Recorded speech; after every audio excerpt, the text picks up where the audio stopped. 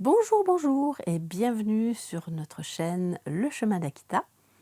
Euh, Aujourd'hui, je vais vous parler, dans la dernière vidéo, je vous ai parlé d'une petite opération lutin, donc je vais rappeler pour ceux qui n'ont pas vu la dernière vidéo.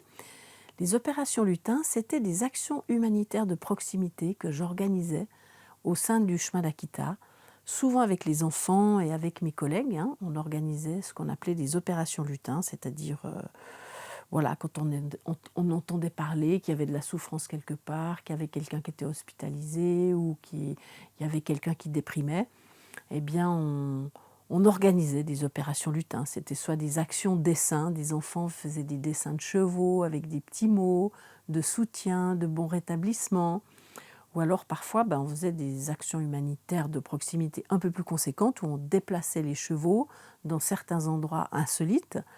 Et c'est ce dont je vais vous parler aujourd'hui, en fait.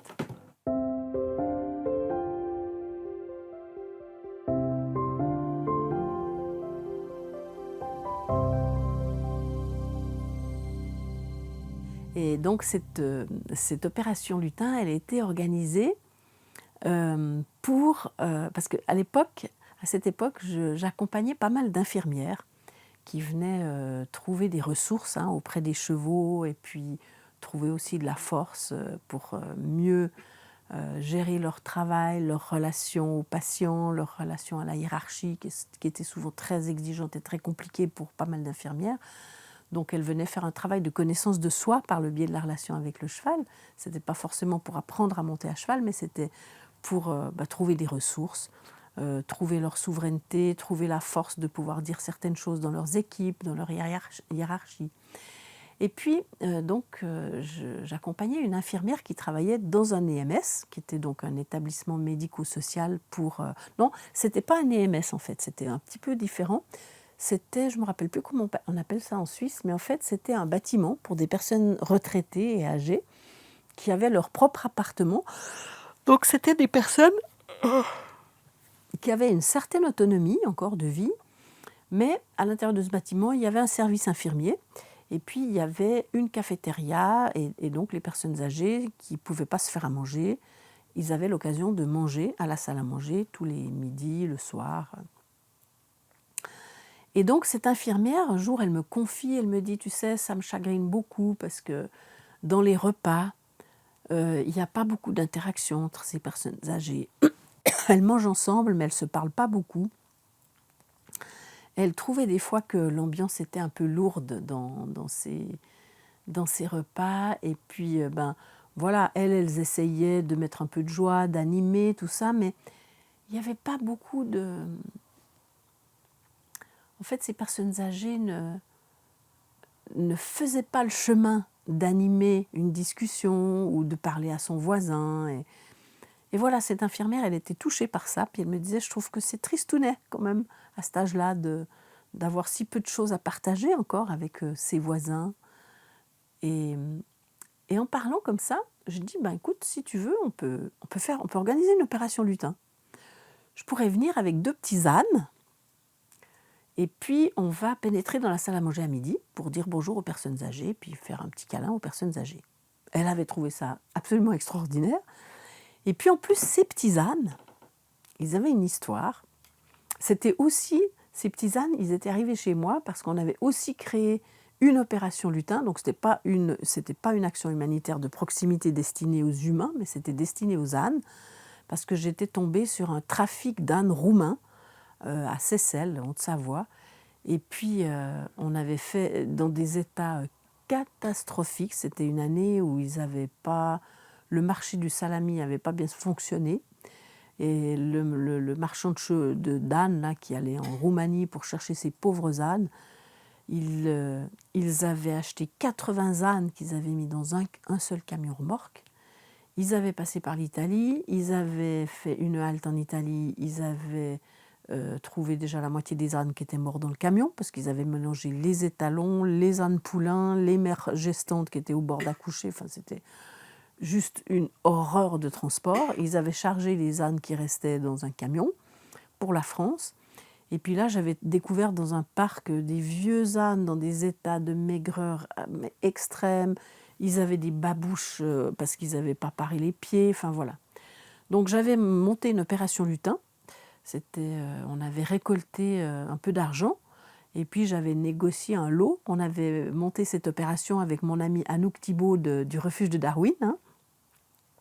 Donc elle n'était pas encore au refuge de Darwin actuel à cette époque-là parce que c'était moi qui y étais. Mais voilà, on avait organisé, elle était venue chercher ses ânes avec moi, on avait fait le transport et puis on en avait sauvé 15, et dont un âne qui s'appelait Lancelot, dont je vous parlerai dans une prochaine vidéo. Et on avait donc mis ces ânes en quarantaine pendant un mois, on les avait parés, on les avait vermifugés, enfin voilà, on avait fait tout un travail. Puis après, on les avait placés par 2 et par 3 dans des familles d'accueil. Et moi, j'avais gardé ceux qui étaient le plus proches de la mort. C'était des petits poulains de 6 mois. Et puis, c'était un très vieil âne qui s'appelle Lancelot, donc, dont je vous parlerai dans une prochaine vidéo. Et donc, voilà, ces 2 petits ânes, ils s'en étaient très bien sortis, ils étaient en pleine forme. Et donc, on a débarqué, on a chargé nos petits ânes, puis j'avais pris un grand tissu avec nous. Et puis, dans le couloir, juste avant d'arriver à la salle à manger, on les avait couverts avec le tissu. Et on était rentrés dans la salle à manger avec ces petits ânes qui étaient sous un tissu. Et donc, je vous laisse imaginer, on a une quinzaine de personnes âgées qui sont là en train de manger leur soupe avec la tête dans l'assiette et le nez dans l'assiette. Et là, tout d'un coup, ils voient y arriver dans la salle à manger ce tissu, ce grand tissu avec nous. Et donc, tout de suite, alors ça, c'était vraiment très intéressant parce que quand je suis arrivée dans la salle à manger, j'ai tout de suite vu le bain relationnel dont l'infirmière me parlait. C'est vrai que c'était tristounet, c'était silencieux, il n'y avait pas beaucoup de joie. Mais là, déjà, juste en voyant ce tissu qui bougeait un peu, déjà, toutes ces personnes âgées se sont redressées physiquement. Parce qu'il y en a vraiment, elles étaient dans leur assiette, comme ça, en train de manger leur soupe. Alors que là, déjà, les personnes âgées se redressent. Et tout de suite, elles se mettent à parler aux voisins, parce qu'elles posent la question, qu'est-ce que c'est ? Qu'est-ce que c'est qui est rentré dans la salle à manger ? Donc tout de suite, ça a changé le bain. Et alors, je ne vous explique pas, quand on a enlevé le tissu et qu'on a les 2 paires d'oreilles d'âne qui se sont dressées dans la salle à manger, en regardant toutes ces personnes âgées, alors là, la salle à manger, elle s'est littéralement allumée avec le regard des personnes âgées. Parce que ce qui était intéressant dans cette histoire aussi, c'est que vous savez, à cette époque, ça faisait presque une vingtaine d'années. Je vous parle de ça il y a une vingtaine d'années. Donc c'était des personnes âgées qui avaient 70, 80 ans. Vous voyez, c'était vraiment des personnes âgées d'une autre époque, hein. Et beaucoup de ces personnes âgées, quand elles étaient jeunes, elles ont vécu dans des fermes, souvent. Et donc, ce qui était complètement incroyable, c'est que de voir ces petits ânes, ça a tout de suite activé la mémoire et des souvenirs de leur enfance. Et donc, on s'est approché des tables, des fauteuils roulants, puis c'était des ânes, ils étaient absolument choux. Donc, ils ont pu leur faire des câlins. Enfin, c'était de nouveau un moment suspendu dans l'espace-temps du quotidien qui était un moment intemporel. On n'était plus dans le temps qui passe, on était dans juste un truc totalement surréaliste qui génère de la joie, qui génère de l'amour, qui génère de la communication entre elles. Ces personnes ont commencé à se parler, à partager des souvenirs. Et donc, moi, je n'ai pas trop suivi. Après, bien sûr que l'infirmière après, elle m'a dit qu'il y a eu des amitiés qui se sont créées avec cet événement-là, parce que les personnes s'étant parlé, elles ont trouvé peut-être des affinités. Ou en tout cas, l'infirmière, elle avait été bouleversée par l'effet de cette opération lutin. Alors moi, après, évidemment, je n'ai pas eu le temps de suivre de plus près ce qui s'était passé dans les relations. Mais en tout cas, l'infirmière m'avait remonté des belles histoires après, quand même, de personnes qui avaient continué de se parler, de se voir, d'aller manger ensemble à la salle à manger. Et en tout cas, pendant quelques temps, ça avait changé vraiment l'esprit de la salle à manger et le bain relationnel de la salle à manger. Et c'était vraiment émouvant de voir aussi toute la délicatesse de ces petits ânes. Ils ont été mais tellement extraordinaires dans cette salle à manger, ils ont bousculé personne, ils ont fait hyper attention. Alors bien sûr, j'étais venue aussi avec une équipe pour que tout se passe bien pour la sécurité, on est d'accord. Mais on sentait que les petits ânes, de nouveau, peut-être c'est une projection, c'est peut-être de l'anthropomorphisme, mais j'avais vraiment l'impression que les petits ânes, ils participaient presque consciemment à ce qui se passait, parce qu'ils étaient hyper présents, hyper disponibles pour les personnes âgées. Et ouais, c'est un souvenir qui me reste dans mon esprit, avec des images précises, d'échanges de regards entre ces ânes et ces personnes âgées. C'était vraiment très très mignon. Donc voilà, une petite histoire d'une opération lutin.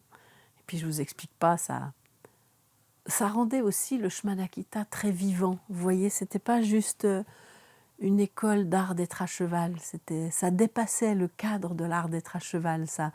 Tout ce qu'on vivait avec les chevaux, toute cette disponibilité des chevaux, de ces ânes, ça rayonnait à l'extérieur. Alors évidemment, ça ne rayonnait pas en concours hippique, ça ne rayonnait pas dans des salons, ça ne rayonnait pas dans des spectacles, mais ça rayonnait dans des endroits insolites et ça laissait des tas de souvenirs dans l'esprit et le cœur des gens.